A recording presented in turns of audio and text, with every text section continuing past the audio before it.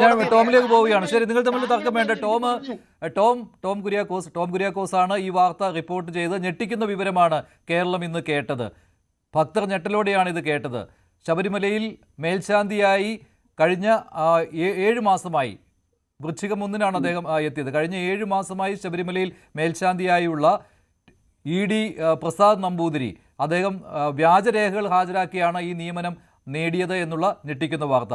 Tom, ഇതിനകത്ത് ഈ certificate കൊടുത്തവർ ആരൊക്കെയാണ്? അത് പ്രധാനപ്പെട്ട കാര്യമാണല്ലോ. അത് മാത്രമല്ല 2010 മുതലുള്ള കാര്യങ്ങളുണ്ടല്ലോ, രേഖകൾ ഹാജരാക്കിയിട്ടുണ്ടല്ലോ. അതായത് 15 വർഷത്തെ പ്രവൃത്തി പരിചയം.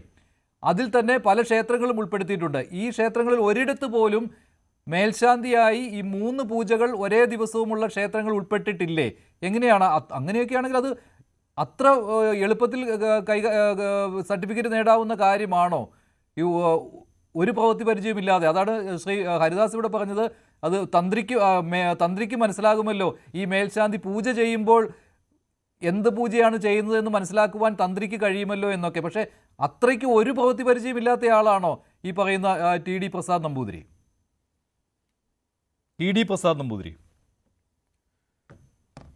മഞ്ജുഷ്, നമുക്കറിയാം ഈ ശബരിമല മേൽശാന്തി എന്ന് പറയുന്നത് വിശ്വാസികൾ, ഹൈന്ദവ വിശ്വാസികൾ, പ്രത്യേകിച്ചും ശബരിമലയിൽ അയ്യപ്പ വിശ്വാസികൾ ദൈവതുല്യനായി തന്നെ കാണുന്നൊരു വ്യക്തിയാണ്. ഒരു അത്രയും ശ്രേഷ്ഠമായൊരു പദവിയിലിരിക്കുന്ന വ്യക്തിയാണ്. അങ്ങനെ ഒരാളാണ് ഈ രീതിയിൽ വിശ്വാസികളെ അവഹേളിക്കുന്ന രീതിയിൽ, വിശ്വാസികളെ ചതിക്കുന്ന രീതിയിൽ ഈ അട്ടിമറികൾ നടത്തി വ്യാജരേഖകൾ ചമച്ച് ഈ ഒരു ഉന്നതമായ പദവിയിലെത്തിയതെന്നാണ് നമ്മൾ ആ റിപ്പോർട്ടിലൂടെ സ്ഥാപിക്കാൻ ശ്രമിച്ചത്. അതായത് കൃത്യമായ രേഖകളുണ്ട്, വിവരാവകാശ രേഖകളുണ്ട്. അതോടൊപ്പം വിജിലൻസ് സമർപ്പിച്ച റിപ്പോർട്ടുകളടക്കം നമ്മുടെ ആ വാർത്തയിൽ നമ്മൾ പുറത്തുവിട്ടിരുന്നു. അതായത് നേരത്തെ ശ്രീ ഷാബു പ്രസാദ് സൂചിപ്പിച്ചതുപോലെ 1990-കൾ വരെയൊക്കെ ഈ ശബരിമല മേൽശാന്തി നിയമനം അത്ര സുതാര്യമല്ലായിരുന്നുവെന്നും അത്തരം പല കഥകളും നമ്മൾ കേട്ടിട്ടുണ്ട്. അതായത് ഈ നറുക്കെടുപ്പിലൊക്കെ പല തിരിമറികളും അട്ടിമറികളും ഒക്കെ നടന്നിട്ടുണ്ട് എന്ന്. അതുകൊണ്ട് തന്നെയാണ് ഹൈക്കോടതിയുടെ നിർദ്ദേശപ്രകാരം ഇത്തരം ഒരു മാനദണ്ഡം കൊണ്ടുവന്നത്. അതായത് നേരത്തെ ഞാൻ മനസ്സിലാക്കുന്ന അനുസരിച്ച് ഒരു 3 പതിറ്റാണ്ടിലപ്പുറം ആയിട്ടുള്ളൂ ശബരിമലയിലെ മേൽശാന്തി പുറപ്പെടാ ശാന്തിയായിട്ട്. ഓരോ കാലഘട്ടങ്ങളിലും, അതായത് ഓരോ കാലഘട്ടങ്ങളിലും നിയമങ്ങളിൽ മാറ്റം വന്നിട്ടുണ്ട്. ഏകദേശം ഏറ്റവും ഒരു 2000-ന്റെ തുടക്കത്തിലൊക്കെ 5 വർഷം പരിചയമുള്ളവർക്ക് പോലും മേൽശാന്തിയാകാമായിരുന്നു, പ്രായപരിധിയില്ലായിരുന്നു. ഒരു വളരെ പ്രധാനപ്പെട്ട ക്ഷേത്രങ്ങൾ, അതായത് ചോറ്റാനിക്കര, ഏറ്റുമാനൂർ അല്ലെങ്കിൽ ആറ്റുകാൽ പോലുള്ള പ്രധാനപ്പെട്ട, ഗുരുവായൂർ പോലുള്ള പ്രധാനപ്പെട്ട ക്ഷേത്രങ്ങളിൽ ആയിട്ടുള്ളവർക്ക്, അത്ര അനുഭവ പരിചയമുള്ളവർക്ക് ശബരിമലയിൽ മേൽശാന്തിയാകാമായിരുന്നു.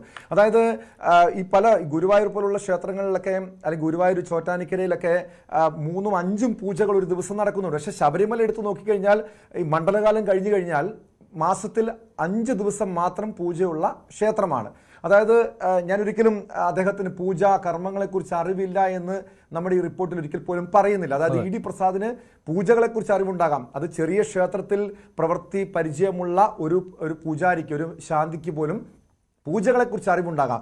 പക്ഷേ ഈ ശബരിമല മേൽശാന്തി നിയമനവുമായി ബന്ധപ്പെട്ട് തിരുവിതാംകൂർ ദേവസ്വം ബോർഡ് ഇറക്കിയിരിക്കുന്ന വിജ്ഞാപനത്തിൽ വളരെ വ്യക്തമായി പറയുന്നുണ്ട്, 35 വയസ്സിനും 58 വയസ്സിനും ഇടയിൽ പ്രായമുള്ളവരും, അതിൻ്റെ ഞാൻ ഏറ്റവും ചുരുക്കിയൊന്ന് വായിക്കാം, SLC യോഗ്യതയുള്ളവരും ഇതിൽ അപേക്ഷിക്കാൻ സാധിക്കുകയുള്ളൂ. അതോടൊപ്പം ഒരു ദിവസം 3 പൂജകളുള്ള ക്ഷേത്രത്തിൽ തുടർച്ചയായി 10 വർഷം സേവനം ചെയ്തവർക്കേ അപേക്ഷിക്കാൻ യോഗ്യതയുള്ളൂ എന്ന് വളരെ വ്യക്തമായും ഇതിൽ ഒരേ ക്ഷേത്രത്തിൽ നിന്ന് വേണ്ട, പല ക്ഷേത്രങ്ങളിലാണെങ്കിലും കുഴപ്പമില്ല, പല ക്ഷേത്രങ്ങളിലാണെങ്കിലും കുഴപ്പമില്ല. പക്ഷേ തുടർച്ചയായ 10 വർഷം തീർച്ചയായും പല 3 പൂജകളുള്ള ക്ഷേത്രങ്ങളിൽ വേണം.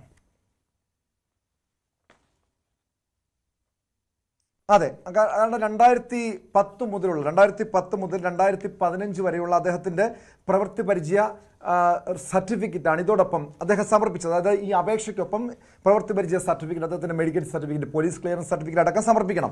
ഇതിൽ 2010 മുതൽ 2011 വരെയും ചോറ്റാനിക്കര കീഴ്ക്കാവിൽ അദ്ദേഹം സേവനം ചെയ്തിട്ടുണ്ടെന്നും പിന്നീട് തൃശ്ശൂർ 2 ക്ഷേത്രങ്ങളിൽ 2015 മുതൽ 2017 വരെയും ചോറ്റാനിക്കര മേൽക്കാവിൽ അദ്ദേഹം സേവനം ചെയ്തിട്ടുണ്ടെന്നാണ് അദ്ദേഹത്തിൻ്റെ ഈ പ്രവൃത്തി പരിചയ റിപ്പോർട്ട് സൂചിപ്പിക്കുക. അതുതന്നെയാണ് ഏറ്റവും വലിയ ക്രമക്കേട്, ഏറ്റവും വലിയ വ്യാജരേഖയെന്ന് നമുക്ക് ബോധ്യപ്പെട്ടത്. കാരണം ചോറ്റാനിക്കരയിൽ മേൽശാന്തി നിയമനവുമായി ബന്ധപ്പെട്ട് ഏറ്റവും ഒടുവിൽ ഒരു വിജ്ഞാപനം പുറത്തിറക്കിയിട്ടുണ്ട്. അവിടെ പോലും പറയുന്നത് ശബരിമലയിൽ 35 വയസ്സാണ് പ്രായപരിധിയെങ്കിൽ ചോറ്റാനിക്കര മേൽശാന്തിയാകണമെങ്കിൽ 45 വയസ്സ് പ്രായമാകണം. അതായത് 45 വയസ്സെന്ന് പറയുമ്പോൾ 2015 ഇ.ഡി. പ്രസാദ് സമർപ്പിച്ച റിപ്പോർട്ടിൽ അദ്ദേഹം ചോറ്റാനിക്കര മേൽക്കാവിൽ മേൽശാന്തിയായത്. അന്ന് ഇ.ഡി. പ്രസാദിന് 35 വയസ്സ് മാത്രമേ പ്രായമുള്ളൂ. അങ്ങനെ ഒരാൾക്ക് എങ്ങനെ മേൽക്കാവിൽ മേൽശാന്തിയാകാം? അതുമാത്രമല്ല, അദ്ദേഹം ഈ തിരിമറിക്ക് കൂട്ടുനിന്നവരും ഈ വ്യാജരേഖ ചമച്ചവരും ഈ ഇ.ഡി. പ്രസാദ് ശ്രദ്ധിക്കാതെ പോയ മറ്റൊരു കാര്യം, ഒരിക്കലും ചോറ്റാനിക്കര മേൽക്കാവിൽ തുടർച്ചയായി 2 വർഷം ഒരാൾക്കും മേൽശാന്തിയാകാൻ കഴിയില്ല. അദ്ദേഹത്തിൻ്റെ പ്രവൃത്തി പരിചയ സർട്ടിഫിക്കറ്റിൽ 2015 6 മാസം മുതൽ 2017 8 മാസം വരെ, അതായത് 26 മാസം അദ്ദേഹം മേൽശാന്തി ചോറ്റാനിക്കര മേൽക്കാവിൽ മേൽശാന്തി ആയിരുന്നു എന്നാണ് റിപ്പോർട്ട് പറയുന്നത്. വളരെ വ്യക്തമായി അവർക്ക് ശ്രദ്ധിക്കാതെ പോയ ഒരു വ്യാജരേഖയാണ്. വ്യാജരേഖ ചമച്ചപ്പോൾ പോലും അവർക്കുണ്ടായ പിഴവാണത്. മാത്രമല്ല, അതിനുശേഷം 2019 മുതൽ 20 വരെയും ഇ.ഡി. പ്രസാദ് ചോറ്റാനിക്കര മേൽക്കാവിൽ മേൽശാന്തി ആയിരുന്നുവെന്നും ഈ പ്രവൃത്തി പരിചയ റിപ്പോർട്ടിലുണ്ട്. അവിടെ നമ്മൾ ശ്രദ്ധിക്കേണ്ട കാര്യം, ഞങ്ങൾ ഈ ചോറ്റാനിക്കര കീഴ്ക്കാവില് കീഴ്ക്കാവിലാണ്, ഒരു തവണ മേൽക്കാവിലുള്ളൂ. ടോം അവസാനം വായിച്ചതിൽ കീഴ്ക്കാവാണ് കേട്ടോ, 2019 മുതൽ 2020 വരെ. അതാണ് മഞ്ജുഷ. കാരണം അവിടെയും ഇവർക്കുണ്ടായ ഒരു പിഴവ് കൂടി ശ്രദ്ധയിൽപ്പെടുത്താം. അതായത് കൊച്ചിൻ ദേവസ്വം ബോർഡിന്റെ അസിസ്റ്റന്റ് കമ്മീഷണർ M.R. മിനി കൊടുത്ത റിപ്പോർട്ട്, ഈ M.R. മിനി കൊടുത്ത എക്സ്പീരിയൻസ് സർട്ടിഫിക്കറ്റിൽ ആണ് ഈ രീതിയിൽ മേൽക്കാവെന്നും 2019 കീഴ്ക്കാവെന്നുമുള്ളത്. മറ്റൊരു എക്സ്പീരിയൻസ് സർട്ടിഫിക്കറ്റ്, അതായത് അതും കൊച്ചിൻ ദേവസ്വം ബോർഡ് അസിസ്റ്റന്റ് കമ്മീഷണറുടെ മറ്റൊരു എക്സ്പീരിയൻസ് സർട്ടിഫിക്കറ്റ് കൂടി നമ്മൾ ശ്രദ്ധിക്കാം. അവിടെ കൃത്യമായും മേൽക്കാവ്, അതായത് 2019 മുതൽ 20 വരെയും മേൽക്കാവെന്ന് രേഖപ്പെടുത്തിയിട്ടുണ്ട്. അതായത് ഈ രീതിയിൽ ഇതെന്തുകൊണ്ട് വിജിലൻസ് ഇത് ശ്രദ്ധിച്ചില്ല? നമുക്ക് ഈ അദ്ദേഹം സമർപ്പിച്ച, അതായത് ഇ.ഡി. പ്രസാദ് ഈ അപേക്ഷയ്ക്കൊപ്പം സമർപ്പിച്ച അദ്ദേഹത്തിൻ്റെ പ്രവൃത്തി പരിചയ സർട്ടിഫിക്കറ്റ്, അദ്ദേഹത്തിന് ഇതിൽ യോഗ്യതയുണ്ടോ തുടങ്ങിയ കാര്യങ്ങളൊക്കെ വിജിലൻസ് പരിശോധിക്കണം. അവിടെ കൃത്യമായി പറയുന്നുണ്ട്, ശബരിമല മാളികപ്പുറം മേൽശാന്തി നിയമനത്തിനായി ലഭിച്ച അപേക്ഷകളിലെ വിവരങ്ങൾ പരിശോധിച്ച് തിരുവിതാംകൂർ ദേവസ്വം ബോർഡ് വിജിലൻസ് വിഭാഗം തയ്യാറാക്കിയ റിപ്പോർട്ട് എന്ന്. ഈ റിപ്പോർട്ട് തയ്യാറാക്കിയത് ആരെന്ന് കൂടി നമ്മൾ അറിയണം. അതായത് ഈശ്വരൻ നമ്പൂതിരിയാണ്, വിജിലൻസ് ഓഫീസർ ഈശ്വരൻ നമ്പൂതിരിയാണ് ഈ വിജിലൻസ് റിപ്പോർട്ട് സമർപ്പിച്ചത്. ആ റിപ്പോർട്ടിൽ അദ്ദേഹത്തിൻ്റെ കൈപ്പടയിൽ എഴുതിയിട്ടുണ്ട്, അപേക്ഷകനെ ശബരിമല മാളികപ്പുറം മേൽശാന്തി നിയമനത്തിന് ശുപാർശ ചെയ്യുന്നുണ്ടോ? ഉണ്ട് എന്ന് അദ്ദേഹം പറയുന്നതിന്റെ കാരണം വ്യക്തമാക്കുന്നത്, അപേക്ഷകൻ കൊച്ചിൻ ദേവസ്വം ബോർഡ് ജീവനക്കാരനും ടിയാൻ ജോലി ചെയ്ത ക്ഷേത്രങ്ങൾ 2 നേരം നട തുറക്കുന്നതും 3 പൂജകളുള്ള ക്ഷേത്രങ്ങളും ആയത് 10 വർഷം പൂർത്തീകരിച്ചതിനാലും ടിയാനെ ശുപാർശ ചെയ്യുന്നു എന്ന്. അത് വിജിലൻസ് ഉദ്യോഗസ്ഥൻ, വിജിലൻസ് ഓഫീസർ സമർപ്പിച്ച രേഖയാണ്. അവർ എന്തുകൊണ്ട് ഇത് പരിശോധിച്ചില്ല?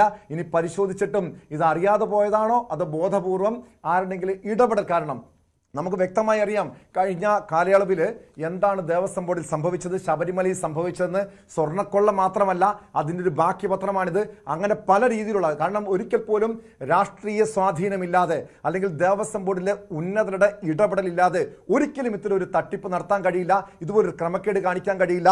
ഇത് അനർഹനായ അയോഗ്യനായിട്ടുള്ള ഒരു വ്യക്തിയെ ഈ ഒരു പദവിയിലേക്ക് ഒരിക്കൽ പോലും നിയമിക്കാൻ കഴിയില്ല. കാരണം അവിടെയാണ് ഇ.ഡി. പ്രസാദ് മാത്രമല്ല, ഇ.ഡി. പ്രസാദിന് ഈ തിരിമറി നടത്താൻ, ഈ പദവിയിലേക്ക് എത്താൻ പല ഉന്നതരുടെയും സഹായം ഉണ്ടായി എന്ന് തന്നെയാണ് നമുക്ക് ഈ രേഖകൾ ഇന്ന് മനസ്സിലാക്കാൻ കഴിയുന്നത്. ശരി, പുറത്തു വരാനിരിക്കുന്ന ഞെട്ടിക്കുന്ന വിവരങ്ങൾ കൂടിയാണ് അല്ലേ ടോം? ഇതല്ല, ഇതിനപ്പുറമുള്ള കാര്യങ്ങൾ ഉണ്ട്.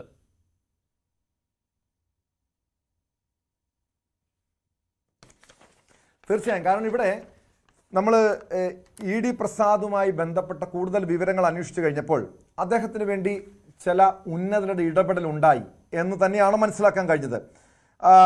നമ്മൾ ശ്രദ്ധിക്കേണ്ടത്, ഒരിക്കൽ പോലും നേരത്തെ രാഹുൽ ഈശ്വർ സൂചിപ്പിച്ചു, ഈ ഇ.ഡി. പ്രസാദിനെ മേൽശാന്തി അദ്ദേഹത്തിന് ഇപ്പോഴേ ഒരു പ്രതിപട്ടികയിലേക്ക് കൊണ്ടുവരണോ, അല്ലെങ്കിൽ അദ്ദേഹം ഒരു ആരോപണ നിഴലിൽ നിർത്തണോ, സംശയ നിഴലിൽ നിർത്തണോ തുടങ്ങിയ കാര്യങ്ങളൊക്കെ രാഹുൽ ഈശ്വർ ഉന്നയിച്ചു. പക്ഷേ വളരെ വ്യക്തമാണ്, എനിക്ക് തോന്നുന്നു രാഹുൽ ഈശ്വറിനും ബോധ്യമായി എന്ന് തോന്നുന്നു, ഇ.ഡി. പ്രസാദ് അറിയാതെ ഈ ഒരു തിരിമറി നടക്കത്തില്ലല്ലോ. ഇ.ഡി. പ്രസാദ് ബോധപൂർവം തന്നെ ഇതെല്ലാം ഇത്തരം മാനദണ്ഡം വേണമെന്ന് ഇ.ഡി. പ്രസാദിന് അറിയാം. പക്ഷേ ഞാൻ മനസ്സിലാക്കുന്ന അനുസരിച്ച് ഇ.ഡി. പ്രസാദ് ഒരിക്കൽ പോലും 3 പൂജകളുള്ള ഒരു പ്രധാനപ്പെട്ട ഒരൊറ്റ ക്ഷേത്രത്തിലും അദ്ദേഹം പ്രവർത്തിച്ചിട്ടില്ല എന്ന് തന്നെയാണ്. അതിൻ്റെ ഏറ്റവും ഒടുവിൽ അദ്ദേഹം സേവനം ചെയ്തത് 2022 മുതൽ 25 അവസാനം വരെയുള്ള കാലയളവിൽ സേവനം ചെയ്തത് തൃശ്ശൂരിലെ ആറേശ്വരം ക്ഷേത്രത്തിലാണ്. ആറേശ്വരം ക്ഷേത്രത്തിലെ ദേവസ്വം ഉദ്യോഗസ്ഥൻ്റെ ബൈറ്റ് നമ്മൾ നേരത്തെ കേട്ടിരുന്നു. അദ്ദേഹം പറയുന്നുണ്ട് അവിടെ 2 പൂജകൾ മാത്രമേ ഉള്ളൂവെന്ന്. അതായത് ഈ 10 വർഷ കാലയളവിലും ഒരു യോഗ്യതയുമില്ലാതെ, അതായത് 3 പൂജകളില്ലാത്ത ഒരു ക്ഷേത്രത്തിൽ പോലും അദ്ദേഹം സേവനം ചെയ്തിട്ടില്ല എന്ന് തന്നെയാണ് നമ്മുടെ അന്വേഷണത്തിൽ മനസ്സിലാക്കാൻ കഴിഞ്ഞത്. അങ്ങനെയെങ്കിൽ അദ്ദേഹം ഇതിന് യോഗ്യനാണോ, യോഗ്യതയുണ്ടോ എന്നത് രാഹുൽ ഈശ്വർ തന്നെയാണ് പറയേണ്ടത്. ശരി, രാഹുൽ ഉണ്ടോ? രാഹുൽ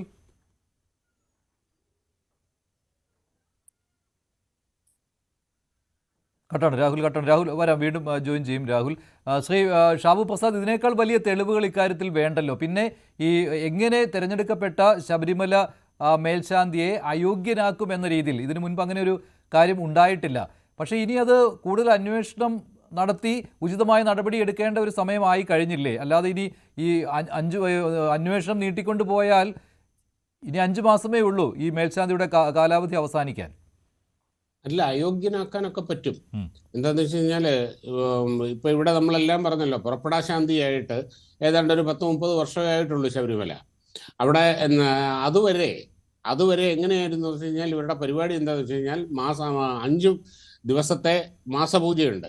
ഈ മാസപൂജ കഴിഞ്ഞ് ഇവർ മലയിറങ്ങി കഴിഞ്ഞു കഴിഞ്ഞാൽ പിന്നെ നാടുനീളെ നടന്ന സ്വീകരണം, ഗണപതി ഹോമം, അത് ഇത് മറ്റത് മറിച്ചത്, ലക്ഷങ്ങളുടെ ദക്ഷിണ, ഇതായിരുന്നു അവിടെ സ്ഥിരമായിട്ട് നടന്നുകൊണ്ടിരുന്നത്. അവിടെ 93-ലാണോ 94-ലാണോ എന്ന് എനിക്ക് കൃത്യമായിട്ട് എനിക്ക് ഓർമ്മയില്ല. അന്നത്തെ മേൽശാന്തി ഈ ഇടയ്ക്ക് ഇവിടെ ആങ്ങമൂഴി പള്ളിയിൽ, അതായത് നിലയ്ക്കൽ പള്ളിയിൽ പോയി പ്രാർത്ഥിക്കുകയും അവിടെ മുട്ടുകുത്തി കുമ്പിടുകയും ഒക്കെ ചെയ്തു. അത് വളരെ വലിയൊരു വിവാദമായി. അന്ന് വിചാരകേന്ദ്രം ഡയറക്ടറായിരുന്ന പി പരമേശ്വർജി ആയിരുന്നു അതൊരു വലിയ ഇഷ്യൂ ആക്കി മാറ്റിയത്. ഞാനിപ്പോഴും ഓർക്കുന്നുണ്ട്, തിരുവനന്തപുരം ഇവിടെ ചെറുകോൽപ്പുഴ ഹിന്ദുമത കൺവെൻഷനിൽ വെച്ചായിരുന്നു ആ സംഭവം വലിയ വിവാദമായത്. കൂടുതൽ വാർത്തകൾക്ക് news 18 Keralam YouTube channel subscribe ചെയ്യുക.